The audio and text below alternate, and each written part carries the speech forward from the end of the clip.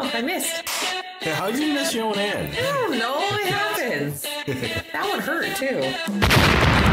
You have now joined the A Couple Podcast Show. Let me introduce our hosts, Laura and Xavier. Hello. I'm Laura. And I'm Xavier. And we're the A Couple. And we're back again. All right. I mean, really didn't go anywhere. Well, I guess. Well, they went somewhere. I'm pretty sure they went somewhere. Away from the radio. Well, I guess technically we went places, too. Yeah, exactly. Everybody goes somewhere. So anyway, getting back into it, right into it. How was your day? Are you talking to them or me? Me too. Okay, yes, you. We don't usually talk about our days. My day was fine. How was yours? So I already finished the thumbnail, so we know what what everybody's going to expect to kind of happen here. Yep. And this may not seem we call it tech related exactly in any way, shape, and form. Well, but I think it all started because so I love Broadway. The theater stuff, the theater, musicals mostly. Mm-hmm.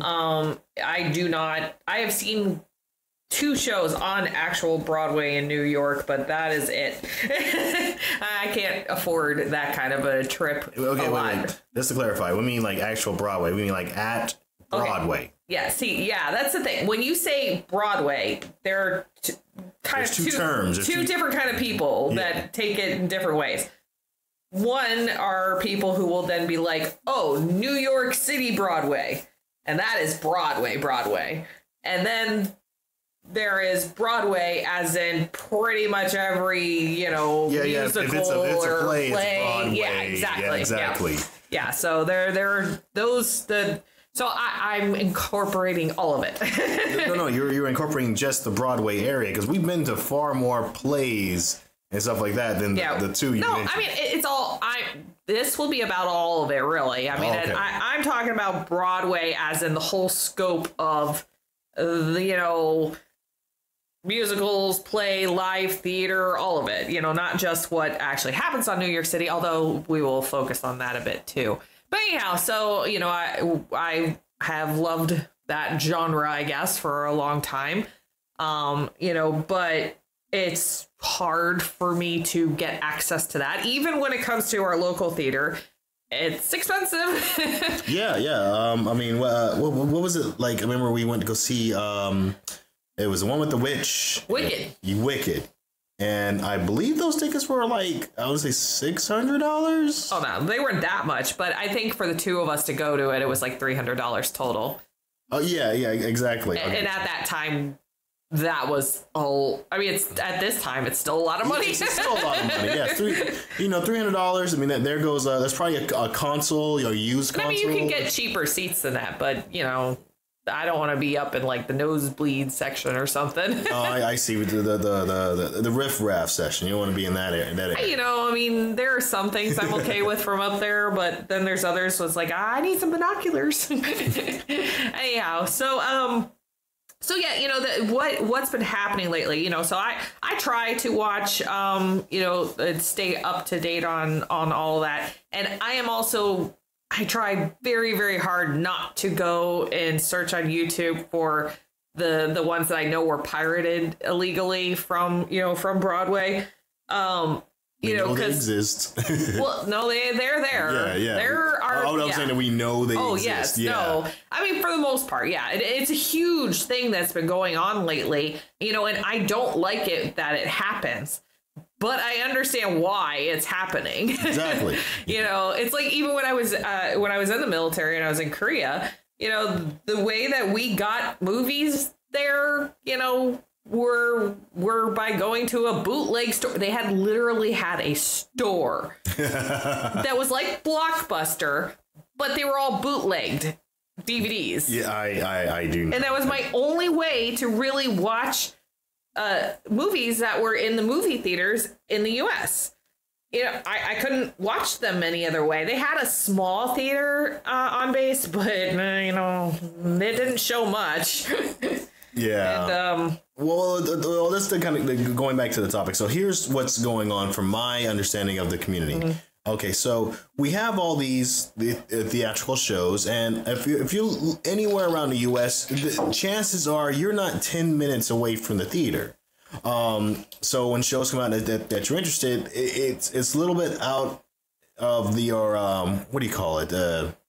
Out of your scope, your area to get to, out of an area of convenience. Well, I think for most people now, because doing the Broadway on live on TV has become a thing in the last couple years since Sound of Music Live really kind of brought it back, and now they have like one or two every year, pretty much.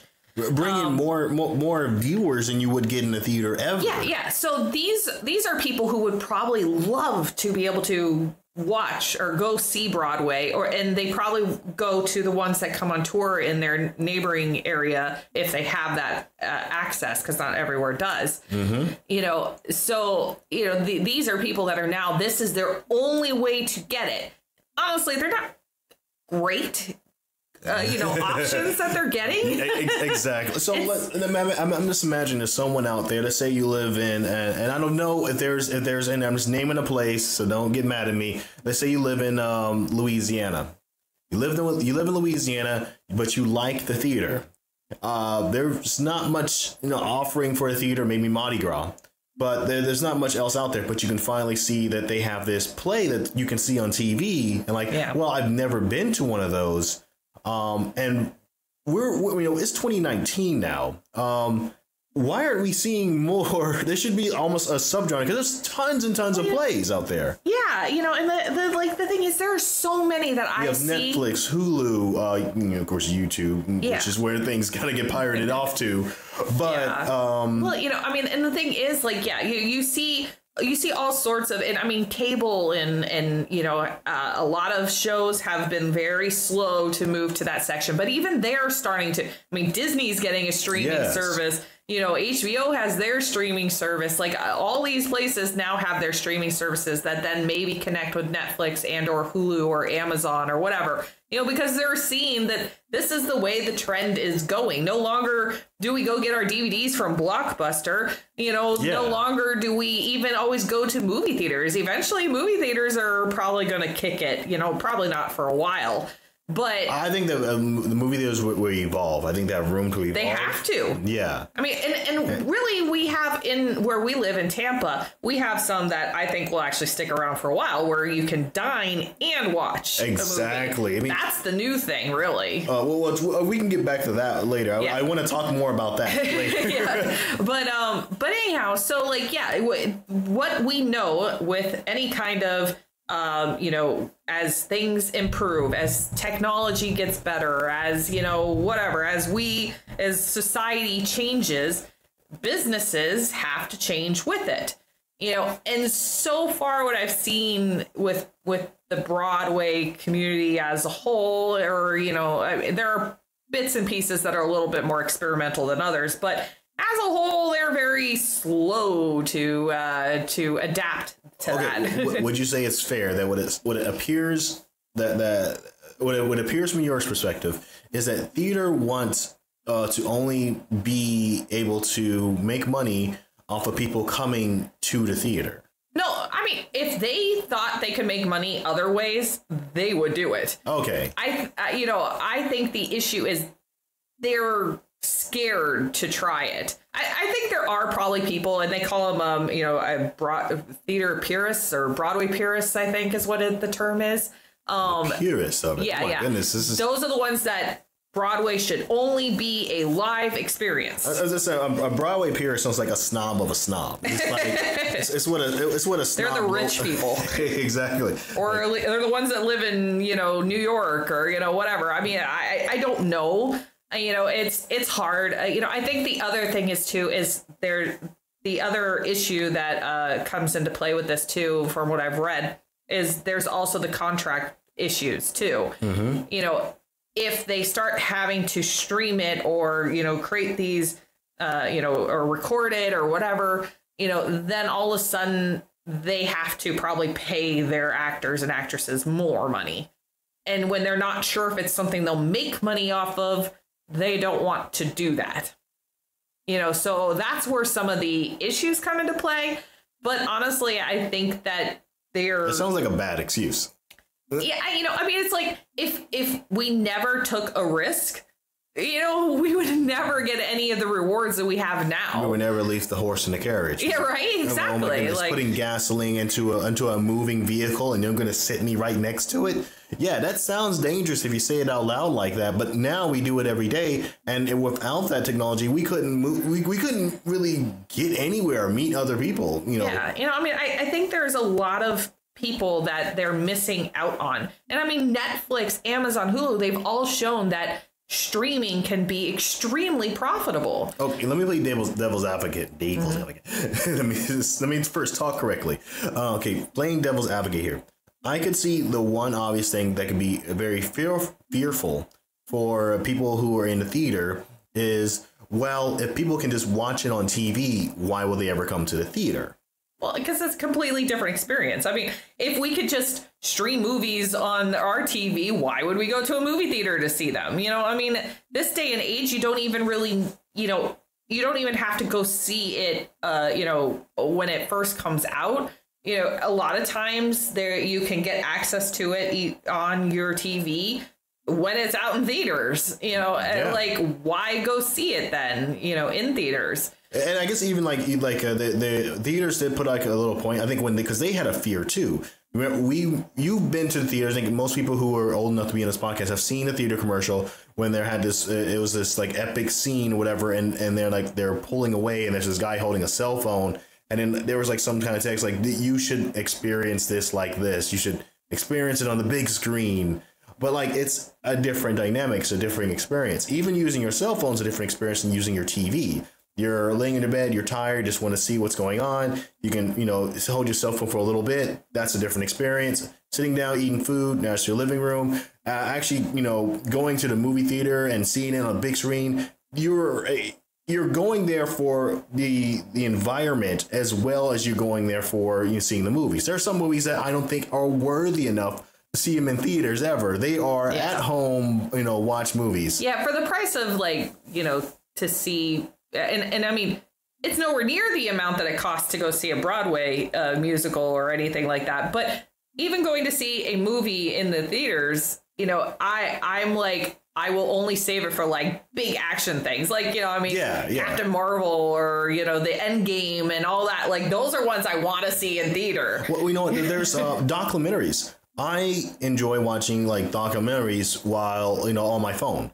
Which, I don't think that makes sense for me. I mean, I have watched it on TV, but at the same time, watching on my phone, because you don't need to have your eyes glued for every second of it. A lot of it's audible. A lot of it's, sometimes just the way if they're going through the forest, just hearing the sounds and whatnot. It's very audible for a visual media. So it being on your phone makes sense.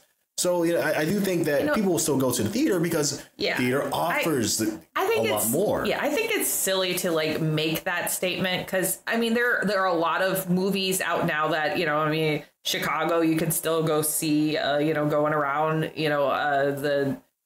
I don't know what other ones are currently out that have also been brought to the movies, but there certainly are examples. And even now, like they're taking movies and making them into musicals. I mean, Pretty Woman is a musical. From what I've read, they're going to make Magic Mike a musical on Broadway. And, they've done Bring It On. And I'll put my application for Magic Mike. Legally Blonde.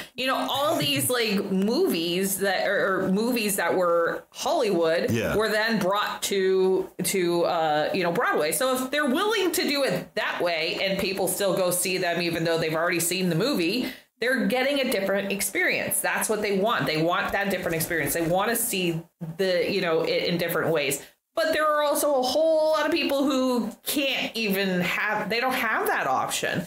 I would love to see Pretty Woman the musical. I just want to say, this is off topic. I want to see Super Mario with the levels done in theaters. Think about it. You have like the turtle, the peach. I'm not the peach. I mean, that's the princess. We have like all the turtles, the Goombas, the bright colors on stage, and then have like someone running and then like jumping through tunnels and the world changing. Well, they did a Spider-Man one. On Broadway. Like that one didn't last very long. Yeah, I think that would be awesome. Totally off topic, but that's an experience. And if I'm going to tie it in. That's the experience that would be entirely different if you go into a theater to see it than if you were to sit there on your TV on your butt and watch it. You're just not going to have the same effect. The thing is, like, I think the thing that, so, like, going back to the why would they still go see it kind of thing, too, it's, even if we think about books, you have printed books that you can get, or now you have ebooks that you can get, or you have audiobooks that you can get. There's a whisper sync on Amazon that, instead of doing an audiobook, you can have somebody just normally reading the book to you, like a text to speech kind of thing. Yeah. So there's like so many different options, and all of them are doing pretty well still, and growing, and I mean, even printed books still haven't seen, people thought like, oh, well, ebooks are available. They're cheaper. Nobody's going to buy printed books anymore. But, printed books still outsell ebooks. Yes. And they probably will for a while. I mean, there's, I'll call it. Okay, I'm even going back on I'll just continue. Okay, I'm gonna say it. Go ahead. Okay, here's the thing about like when you have an ebook versus like an actual book. My main, I guess, book of choice is anime, manga. Just put how hardcore nerdy I am. The experience of actually having the book and flipping through the pages is sometimes incorporated into like how the book is made. Like you'll have those pages that you turn over and it's a full graphic from both pages side to side, or there's a shocking moment that you don't get unless you flip the page. And by changing it into an ebook, it kind of loses some of this or storytelling ability. And I have seen, some books online because that's what you do when you're trying to save money. Mm-hmm. But at the same time, there is another experience on there that I think there's a higher definition, a higher quality. And people know that. Like they would rather, if they have the choice, of give them the choice, because people don't do things unless there's okay, I got to see it, but I'll cheap out for this. If they have the option, they'll go for the better experience. The only reason why we have it is because, well, we want to get there. But if you're talking about $300 a ticket, okay, that's not going to happen. Most people aren't going to see that. They'll just never see it, never have the experience. But I do think if they are going to pay that much money and they are going to go to the theater, it would be even more valuable to them. Like, people have seen Beauty and the Beast, yet they still go to Disney and still go sit in those seats. Well, yeah, I mean, Beauty and the Beast first was a book. Then Disney created it into its own thing. Then they did the live adaptation of it. There's been multiple other kinds of Beauty and the Beast done off of the original, book. And I think there's Broadway. I mean, yeah, and people still go see all of them. Yes, yes. I mean, and they make money. From going to the park itself and seeing the play like done 5 or 10 times a day, to actually going to the actual play when it comes down to their city or a city that's 5 hours away, and then watching it there, they still go seek that experience, even though they have every other option available to them. Digital, media, cell phone, it's all there. I've seen Chicago, the movie, and Chicago on Broadway. That was one of the ones I actually saw on Broadway. Mm-hmm. Then Mamma Mia as well. I've seen both, and I still watch the movie all the time. So yeah, like we like getting things in multiple different forms because we get different kinds of feelings and experiences from each of them. But I think the thing is, like, so they take a Broadway play and make it a movie adaptation, or even do the live ones that they've been doing on TV now. It's different than like what the experience is that you get from the Broadway play. And, and I feel like the thing that we're missing out on is the like amazing talent that you get from the Broadway community. Yes. There are some really amazing actors, actresses, singers, and all of them on there, and it's really wonderful to get access to that. And a lot of people don't, and I feel like they're missing out on this huge crowd of people. And even those people, like the actors and actresses that are there, like they could probably be, bigger names and get more jobs if they actually put could you just imagine that this being that I mean, this, I wonder, because we do know someone and I'm just gonna put her name out there, Erica Garafa, who I have the pleasure of knowing.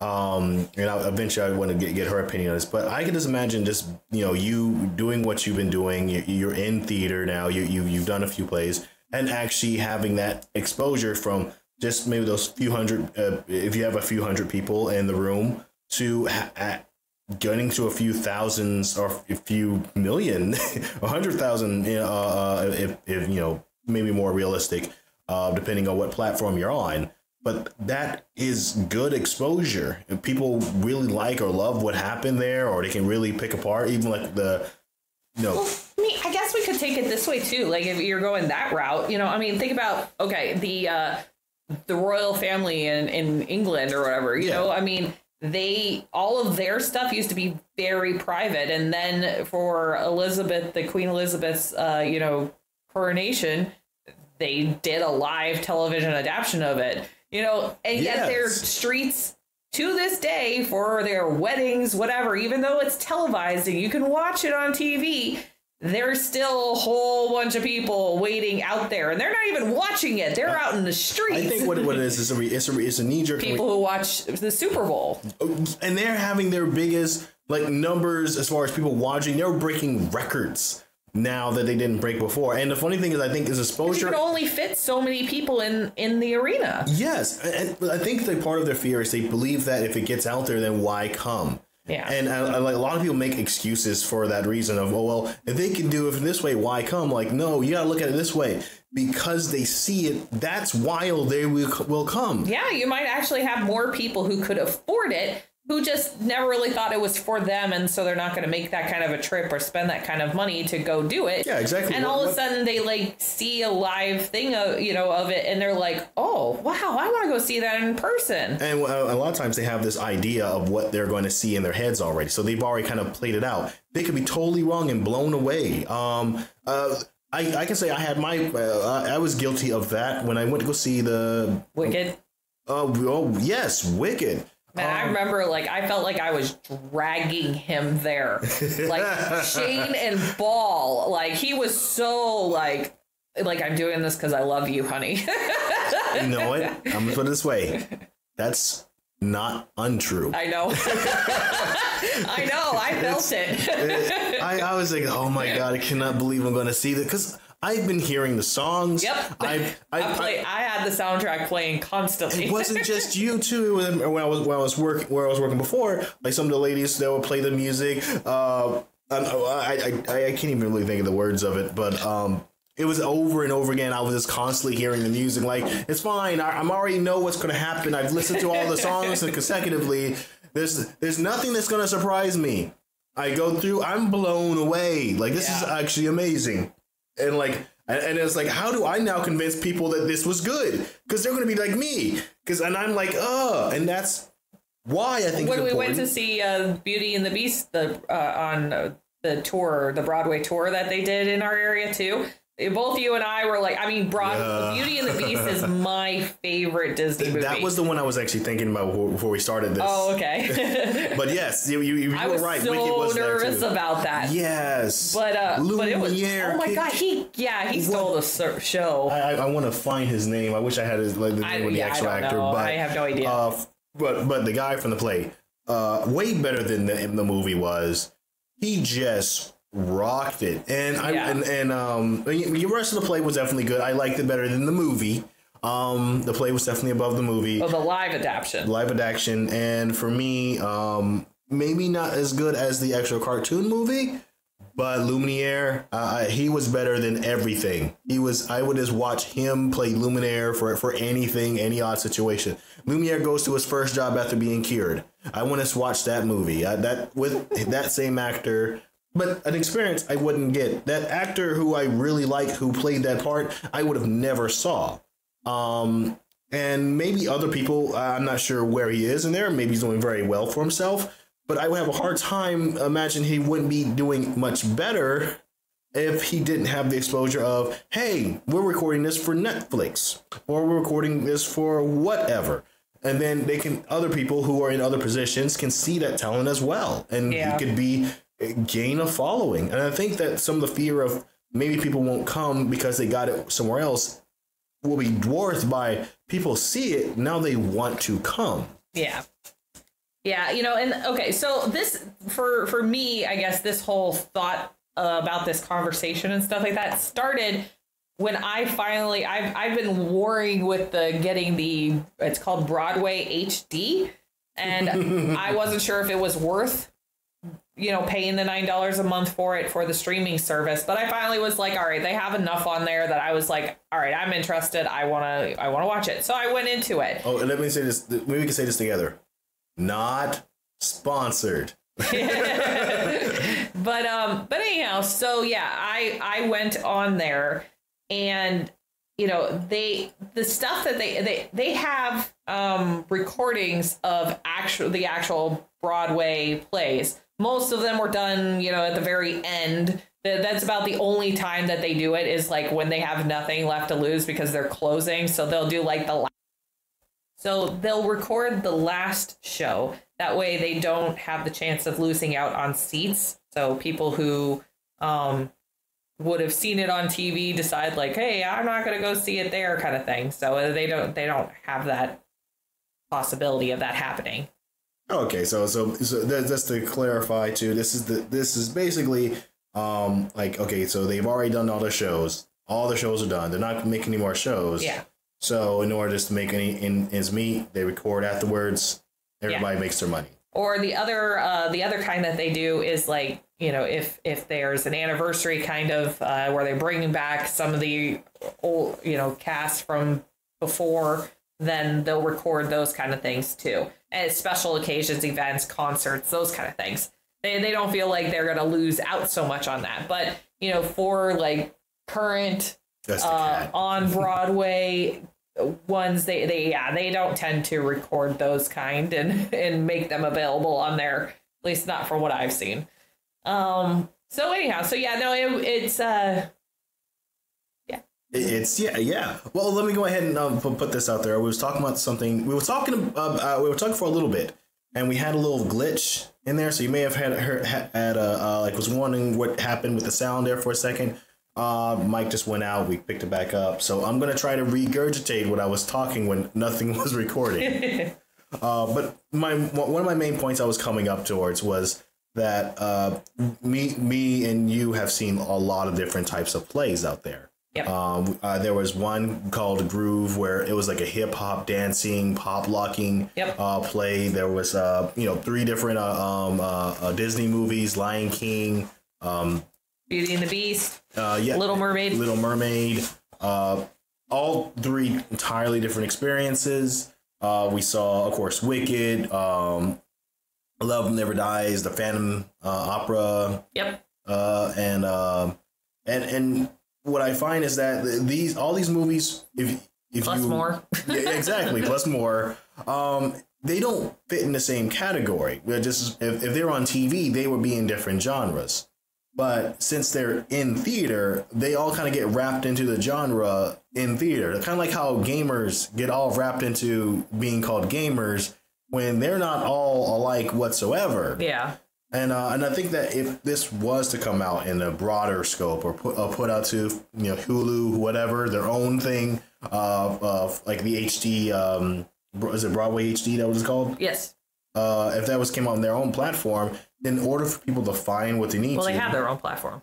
Oh, okay. In order to find what they wanted to, they would have to make it easier and better for people to search, which means subgenres. Subgenres make people find what their niche are. Yeah, the problem that Broadway HD is running into is that they are having a hard time getting the content. So the creator of it, he actually purchased all of the equipment needed, and he is funding it himself because he loves theater, and he doesn't really. He's not into this to make money at this point. He's into it to try to get. To get other people in. Yeah. And so he has like these cameras and like a lot of cameras, and he has to then try to go in and do a sales pitch to the producers to be like, hey, let me record this. I will record it with my own stuff.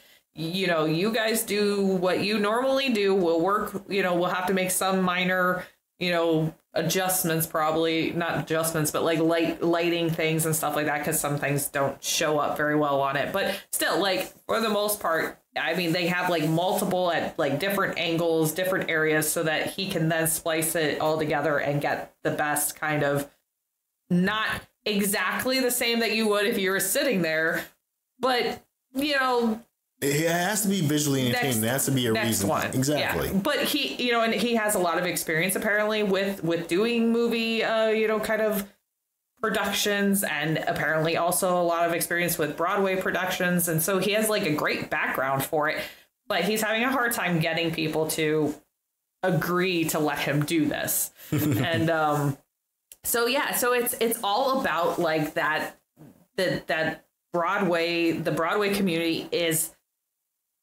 very having a hard time moving into the next stage of the century. Change I is guess difficult for a lot of people.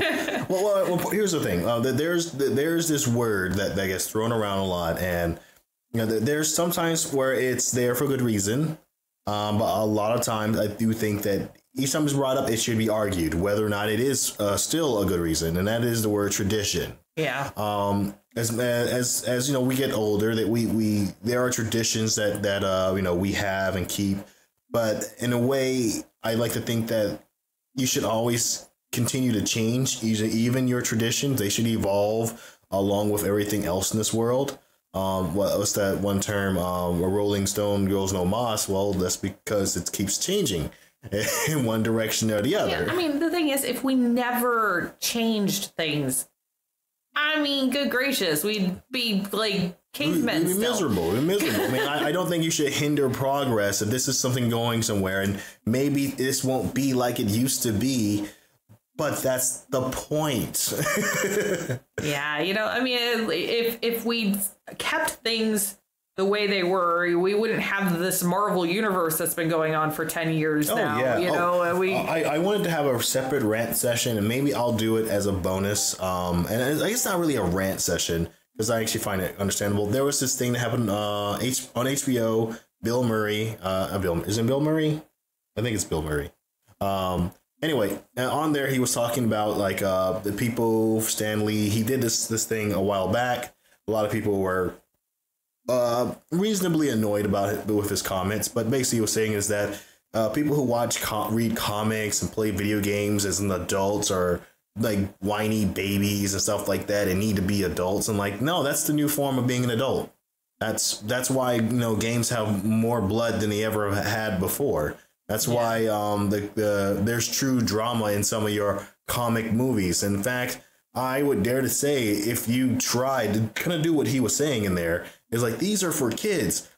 My daughter shouldn't go into a comic book and grab most of those comics. They're very graphic.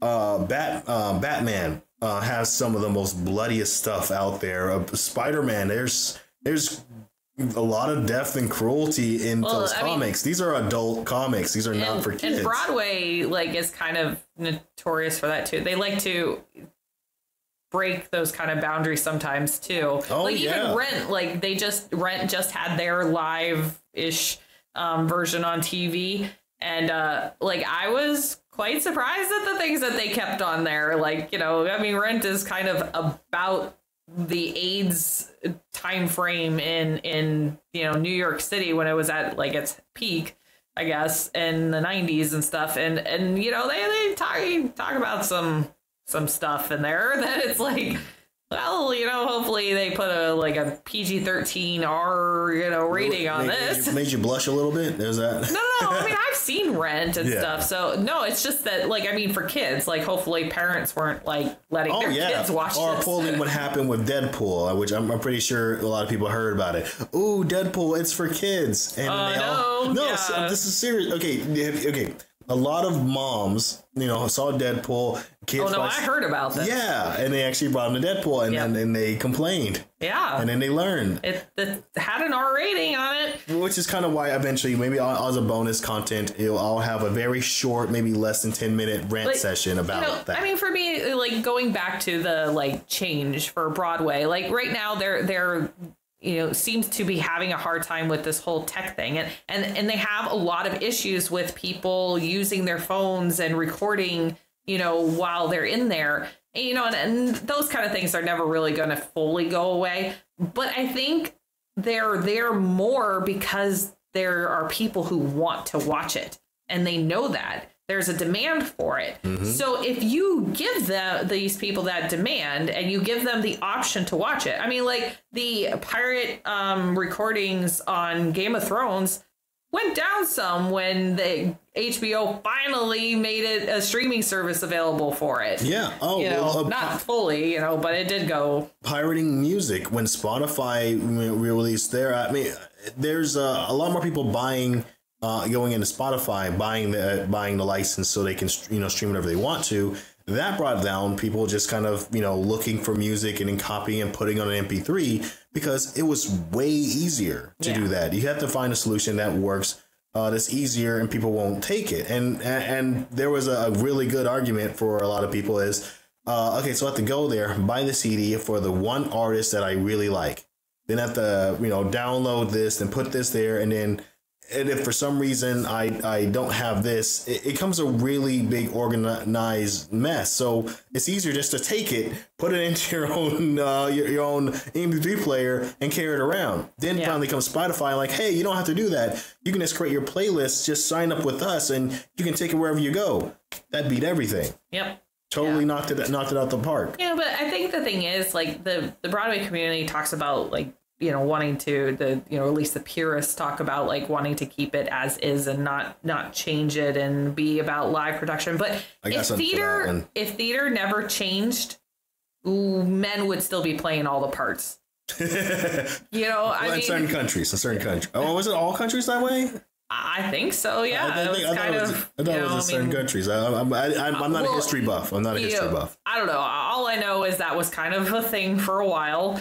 I'm sure it's gone through. It's one of the ones I know of. Obviously there are exceptions to the rule, but my point is that change can sometimes be a good thing. And I think that if they take the chance on this, if somebody takes the freaking chance and makes that first leap, maybe they might find it's worth it. Yeah. Okay. Here's what I'll say about the old traditional way of waiting for everybody to come to your theater, come inside. Is I believe that if you compare theater to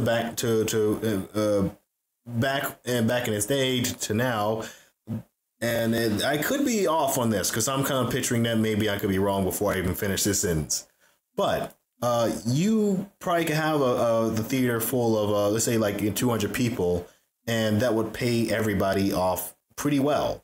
Now with the way the economy is, I don't think the same 200 people would at the standard price at a nice, low rate would probably have the same effect of getting your return. So I think it would behoove them to kind of really spread the word out and get more of the money coming back in. This is a financial perspective from more sources. Well, and the other thing I just thought of too is, so if you have this option where people can stream it, then maybe they would actually be able to they might be more willing to go watch things or try things that they wouldn't have necessarily seen. And then they're like, oh my God, I really want to see that in person, or the other way around and be able to avoid spending $100 or some dollars and being like, this was horrible. Why did I waste my money? Exactly. And then you'll never go again. But I'll even throw another one. Remember Pandora when it first came out? It was I would like to say very very new to the realm of music. When Pandora first came out, I would put in a song. It would give me a couple things that I would like, and I discovered so many more artists that way. Oh yeah. I started learning. That's why I started liking like dubstep and stuff like that. This complete basic nerd that I am. And a lot of other strange artists that I would have never heard or known that they existed. Netflix is like that for me too. Like, they will recommend things based upon stuff I've watched, and then I'll be like, oh, okay, I'll try this out.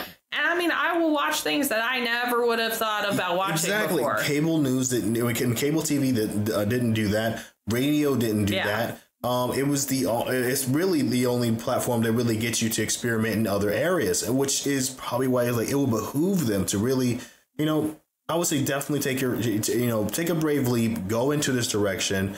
Theater's a very special genre. I think what they need to do is maybe, get a bunch of people together, create some sort of like, Broadway community council or something to then discuss this whole thing, and try to figure out the best way to incorporate it into the whole community as a whole. And then have someone send them this podcast and then force them to see all the thoughts that we put in there. that will be great, just to kind of give them a start off in a direction I just think it'd be really cool. Like, think of all these Broadway plays that like you wish you could have seen the original cast members do. Oh yeah. And all these things we've missed out on. If you start it now, we won't miss out on those things anymore. Actually, if they did it as far, and this could be going too far, but let's say that at a level of YouTube, like let's say like, hey, I actually did a play thing or something, or someone told me, or a friend of mine said that, like, okay, great, I'll go search it up and look for it.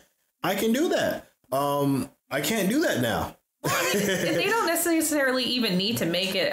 Whether they do a streaming service or whatever, if they want to do something like create an event like Super Bowl is and, make money off of selling ads or something. I don't know. It doesn't take, it's a different kind of experience. So it's not going to take away from people who still want to go see the live version if they have the money to do so and the ability to do so. But it opens it up to a whole world of people. Yeah.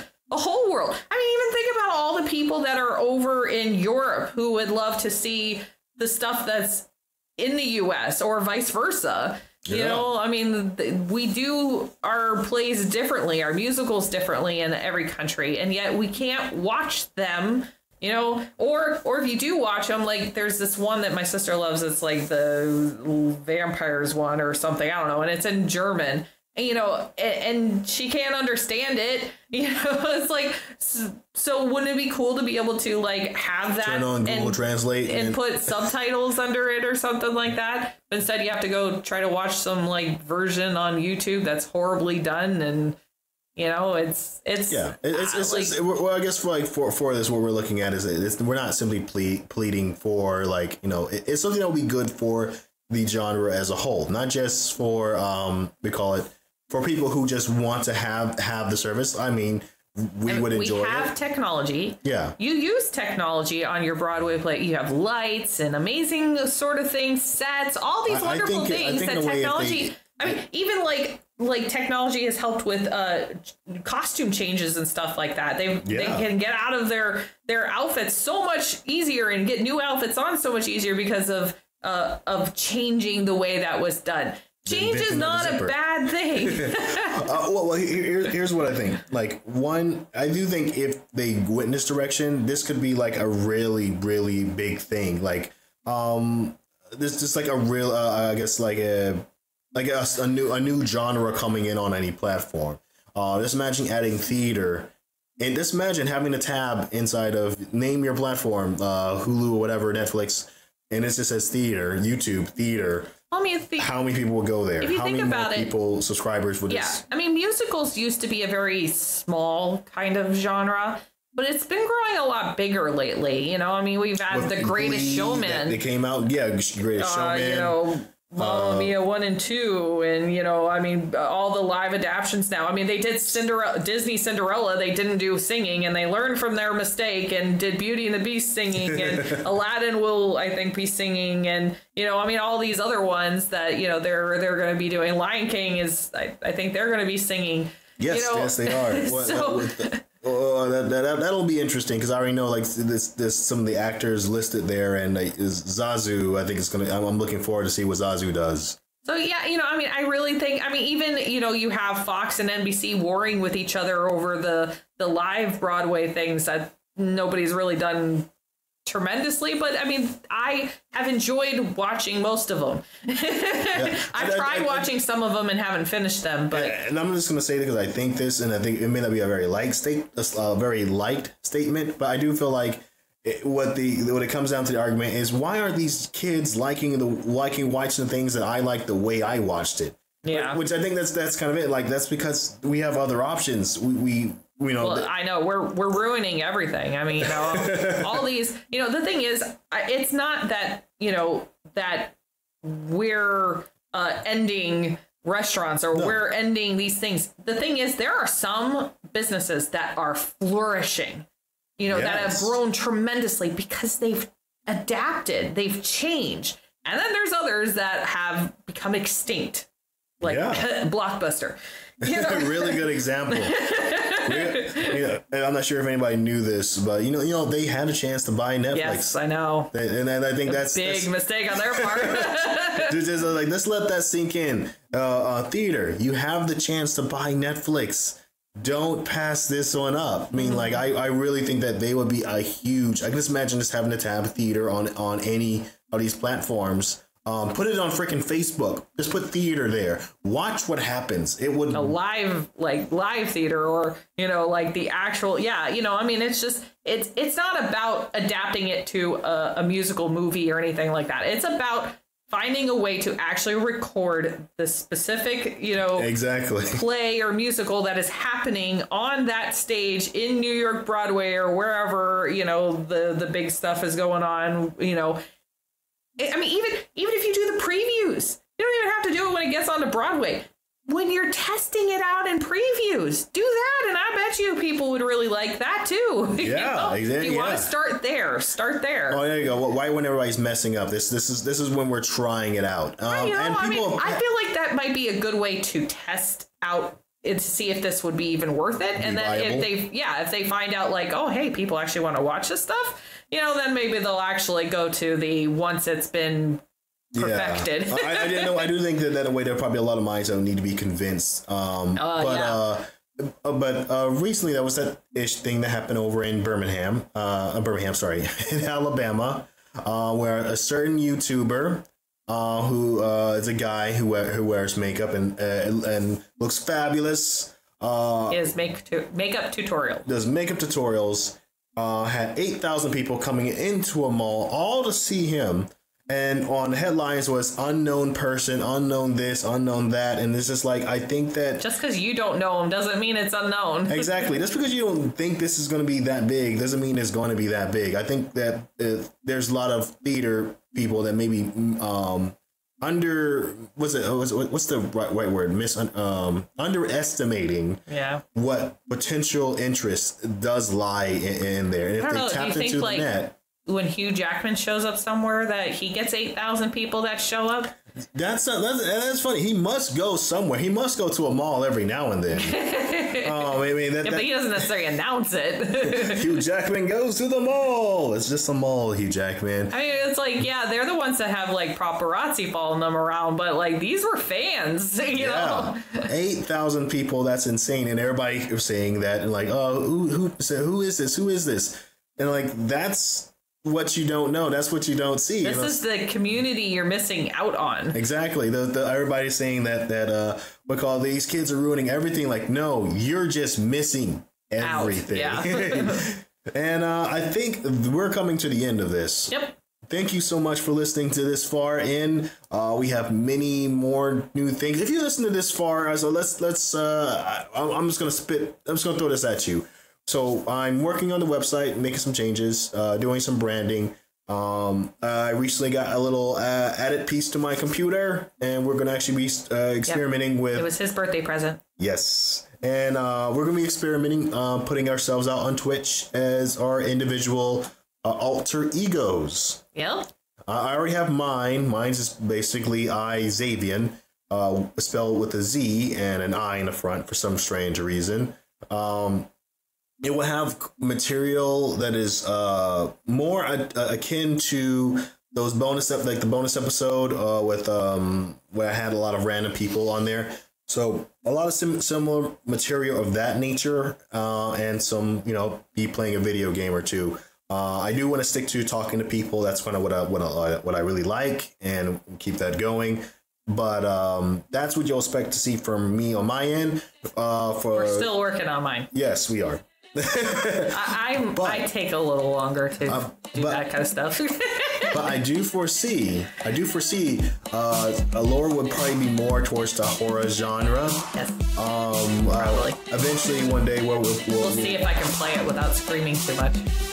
I'm going to be recording every screen. It's going to be fun. I want to put in that one day where we'll eventually get an Oculus and have the experience there, so we can get her streaming inside HTC Vive with the hand grip thing that they're coming out with. I saw a video with a young lady testing it out. It looked amazing. Okay. But I am wrapping it up. That's what we have to go in the future. And thank you for listening. And until next time, take it easy.